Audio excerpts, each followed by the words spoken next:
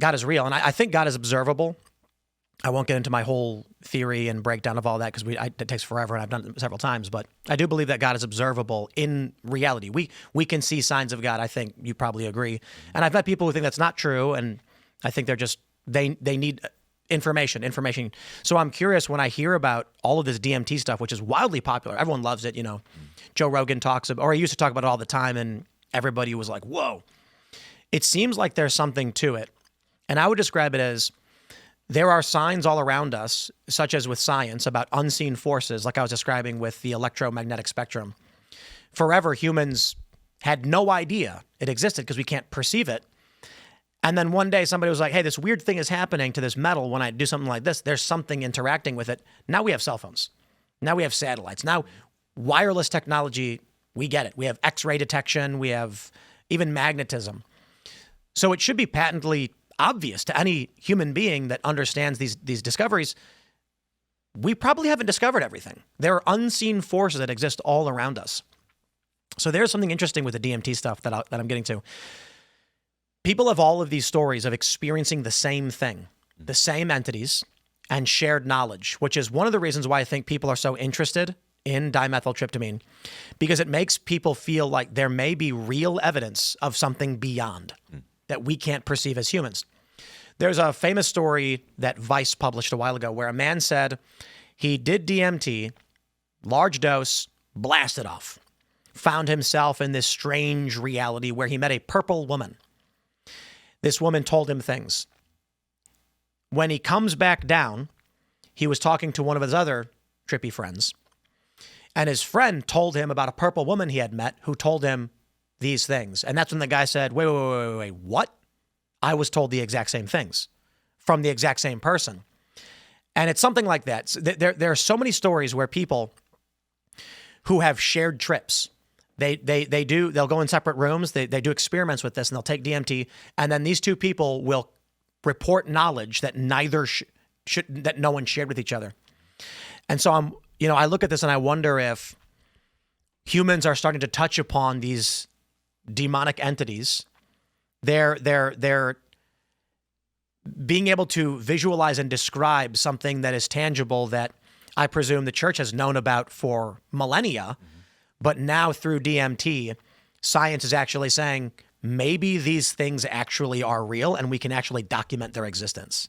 There's an odd this is like getting into the realm of like kooky quackery outside of religion. We're like, what? But there are UFO investigators who have done research into it, and they're trying to figure out like, okay, every time someone's abducted, I'm going to interview everyone who's abducted, and I'm going to see if there's anyone who's interrupted an abduction experience, if that's ever happened. Because abduction experiences, they tend to happen from beginning to end, and the creatures who abduct these people and the people who say they have these experiences, they describe them from beginning to end. They're powerless. So UFO researchers are like, who has ever interrupted one? That's interesting, right? Let's think about that. So he starts to look through it, and he finds that there are people who have interrupted these experiences, these abduction experiences, and universally all of them interrupted them by calling upon the name of Jesus. Oh, wow. So the UFO community got really weird about this, which is hilarious that dorks who are like, UFOs are real, and then a guy's like, I think Jesus is involved, and they're like, get this loser out of here. So they kind of buried these people, and you can look it up, and they've tried to like speak out against it, whatever. But one of the interesting things about DMT is the universal experience with alien grays. Almost everyone who does DMT has an experience with what they described as like an alien that as described by people who have seen them. So they're like, oh, it's like a skinny type of alien, like an ET, like a, oh man, I'm making Alex Jones unproud. I forget what the name of the aliens are with the machine elves. The Greys. Well, the Greys are the Greys. The machine elves are different. Okay, I'm not mechanical beings. Yeah, I'm not well versed enough. But anyway, so people universally from different cultures who don't even know see these aliens. So it's interesting that they're witnessing aliens, and then there's these other people who are like, well, aliens might have something to do with the demonic because apparently the name of Christ is the only thing that interrupts an abduction experience. Alex Jones has talked about this, that, I don't want to put words in his mouth, but he's mentioned interdimensional entities. Yes. And it's fascinating because a lot of people will actually just say, what we've heard this. People will chat us all the time saying what people think of as aliens are demons. Yeah. It's fascinating that it's like we lost the knowledge. These things have been described and explained by humans for millennia. And now today, because of the rise of secularism and the stepping away of religion, people don't know what they're talking about. I'm not saying they're in ignorance. I'm saying they will see an entity and then say, that's an alien, even though it's been described for millennia as a demon. One thing I find truly fascinating in a much more, like, for those that, don't believe in, let's bring it back to Earth for you guys a little bit. Yeah. Simulation theory. Yeah. You guys are familiar with simulation theory. Yes. So this is very popular among the tech elite and I guess atheists to a certain degree, not everyone, but there are many that are entertaining the possibility that the universe we exist in was a simulation created by a more advanced civilization. The fascinating thing about that is what they're basically saying is that a higher power planned the creation of this universe for which we exist in for a purpose. And I'm just going to stop you right there. Mm-hmm. You've basically, I was talking to someone about simulation theory, and I said, I recommend you talk to some theologians, priests, and learned holy men. Because when you discuss simulation theory, that's like chapter 1 of my religion book when I was 5 years old. Yeah, it is silly to be like, God couldn't do it, but Gabe Newell could. Like, yeah, get out of here, dude. That's not real. And so I wonder, just going back to, so what we have here is I looked up common reports of demonic entities with DMT, and it's machine elves. I've had people describe them as like slinky-like beings. I don't know if you guys have heard that. I don't know. I've never done DMT. I've never done drugs, actually. And they describe them as like they have like this wavy, slinky-like structure. But it also mentions commonly shadow figures and demonic shapes in some cases, especially with fear or anxiety. The beings are hostile or terrifying, described as demons or dark gods. And it mentions a religious overlap with ayahuasca ceremonies where people sometimes believe they encounter spirits, angels, demons. I wonder if humans have actually known this for thousands of years. There are learned religious holy men who talk about beings that exist beyond. They don't have a form. And just like with simulation theory, people are scratching the surface of religion 101 in trying to describe what they're seeing. I wonder if we would benefit greatly from these hippy-dippy DMT people actually just going and talking to a priest for a little bit and finding that what they're describing may actually already be written down for thousands of years. Yeah. There's knowledge to be found, I think. Yeah. There's the movie that I just assisted with, to The Ritual. There's a great line that Al Pacino's character has in it. So he plays the exorcist in the movie, and he's arguing with another priest that's struggling to believe that this is real. And he says, Father, the enemy's ways may be new to you, but they're ancient. He's been doing this for thousands of years, and you're right? So the church talks about, if you look out over human culture, right? So one of the things I do in my field is ritual and liturgy. So I study a lot of paganistic rituals and that kind of thing, and you'll find similarities, right, from culture to culture, of similar beliefs, similar religious practices. And so the church says, we call this the vestigia trinitatis, that there's vestiges of the Trinity all through the culture, because ultimately there's only one truth, right? And so when people discover truth, they're touching upon the one truth, who's God himself. And so when we discover these truths in these cultures, it's because ultimately, right, they're finally touching the truth. And so, I would say, if you can look over thousands, millions of years of human history, and all of a sudden you keep finding the same thing popping up again and again and again and again, there has to be something true behind it. And we in the 21st century aren't just totally, this is brand new. No, right? We're not just discovering this. This has been here for a long time. One of the things that irks me with these like ghost hunter shows is that they're completely unserious.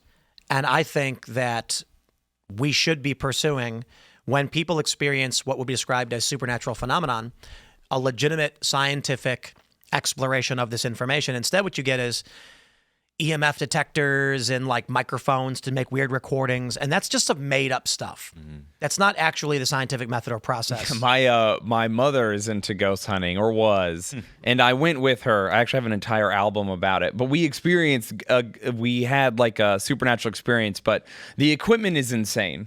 Yeah, it's made they up. just have like an Xbox Connect duct tape to their head, and they're like, "I'm doing science right now," and you're like, "I don't think you are, though. I think you have a very old game system taped to your face, actually." And they have lasers and like all kinds of weird stuff, and it's built by who knows who, and the science is shoddy, but some of it does seem to like do something. I think a lot. I was reading once that a lot of this phenomenon we experience can be explained by ultra low frequency vibration, which creates like a sensation within your body. You can't hear it or perceive it. Possible. I just find it fascinating that there are so many stories of people experiencing some kind of supernatural phenomenon, and it is dismissed by the mainstream. I actually will take that back. I don't think it is. I think people are scared to admit it, but obviously the fact that ghost hunter shows exist, the fact that the DMT question is so popular, suggests that regular people do accept there are forces out there that we can't perceive that influence us, either physically or mentally or emotionally. But for some reason, on the surface, nobody wants to admit it. Most people don't want to admit it. Yeah, like I remember when Tucker Carlson said that he was attacked by a demon in his sleep, the reaction wasn't like mockery. Most people were just like, "Oh, yeah, tell me more." Like, And people subliminally are very aware of these things, and they're not ready to go all in on mocking. Oftentimes, they're just like, wait, what'd you say again? Yeah, more, please. Yeah, even for all like, I converted. So I used to be a major leftist. I had a show on Gas Digital with Corinne Fisher where I pushed leftist politics and stuff, and I quit that and converted.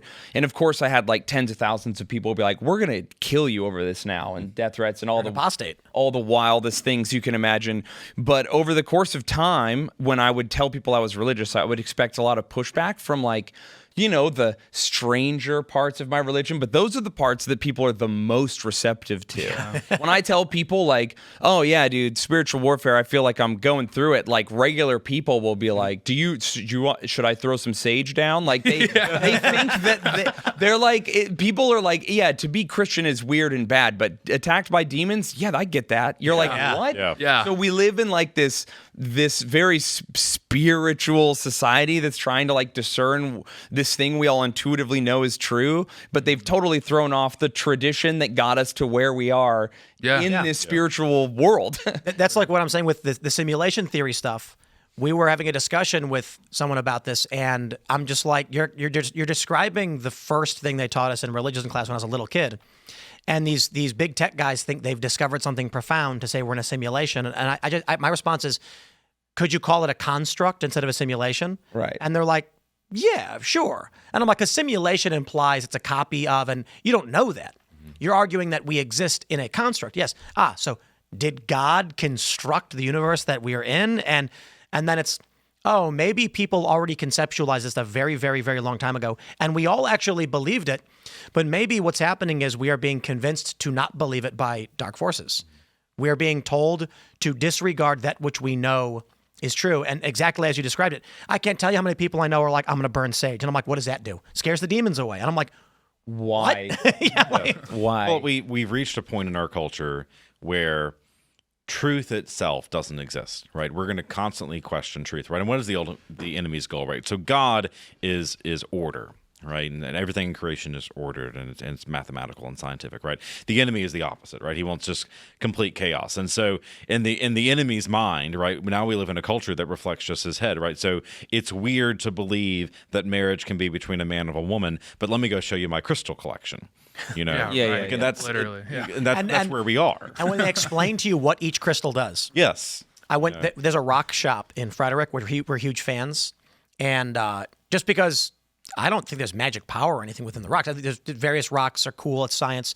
They show you how they break the geodes open, and so whenever I go there, for autism reasons, not magic reasons. Exactly. Cool. And then I've got some friends that are like, "Don't buy that one," and I'm like, "Why not?" "Ooh, that one summons demons," and I'm just like, I don't know, dude. I just think this is a cool green rock. I don't know what you're talking about. I had a woman recently, and she's from a very strong Catholic family, and God bless this. I mean, she's, probably in her mid-20s or whatever, and she was like, Father, I want to show you this crystal I just bought. But she's like, but I don't really believe crystals have magic powers or this kind of thing. But I mean, don't you think that maybe like it's so old, maybe it does have some sort of use or anything? And finally I questioned her, I was like, why do you need this? And she's like, well, I don't really know. And I was like, okay, I'm going to take it. Lost crystal privileges. Yeah, there was a meteorite fragment crystal, and I was buying it, and my buddy told me that to keep it away from me while I sleep because it'll summon demons to me while I sleep. From outer space? Yeah. That not the demons are from outer space. Oh, okay. The rock is unworldly, and that it is unsafe because it will bring demons to you. And I've not experienced it. I don't know. Maybe I reject demons or whatever, so they have a harder time dealing with me. But again, I think, like I said, that's symptomatic of a culture we live in where we've inverted truth, right? So. But what I do think you see right now, and I'm seeing this in the church, is the younger generation, it's becoming more traditional, more conservative, and that sort of thing, because we've reached a point where tradition and conservatism is the rebellion. Yeah. Essentially. Yeah. It's a weird pendulum swing. We redefined love, which is like the main symptom of most of society's ills, whereas love is to will the good of the other. And to will the good of the other means not to tolerate them in their evil or to lie to them or to allow them to fall into disrepair. It means to do difficult things. To love someone is to will their good, which isn't necessarily to be nice to them, but we've redefined love as to tolerate and be nice to and accept no matter what. I guess we took unconditional love and really ran with it. And we forgot we're humans and things are very conditional for us. Yeah. Oh, Benedict XVI has this great line where he says, there is no love without truth. Yes. And so when we're denying people the truth, we're not really loving them. We're allowing them to persist in their error. Exactly. Right, which ultimately leads to their downfall. So I asked ChatGPT, does every culture believe in some kind of possession? Yes. Every culture on the planet. I looked this up because I asked it about jinn. Are you guys familiar with jinn? Yeah. It's very, very similar to demons in Arabic culture, and it even says here they can possess humans, causing illness, madness, temptation. They are very much demonic. I believe it even refers to Iblis, Satan, the Islamic equivalent of Satan, is a jinn who rebelled against Allah rather than angel. I think that might just be words, but they're trying to convey something similar, though. Yeah. I was reading once that most cultures have very, very similar basic belief structures around things like ghosts, possession, demons. And the question was, why? Why is there a culture in, the North, in the Americas, separated by thousands of years and 10 plus 20,000 miles, but they have a it's like they're looking at the same thing but describing it differently. How is that possible? Unless they're actually seeing something. Is there something actually there? Thanks for watching this clip from the Culture War Podcast. We're live every Friday, 10 a.m. to noon, so subscribe and come hang out.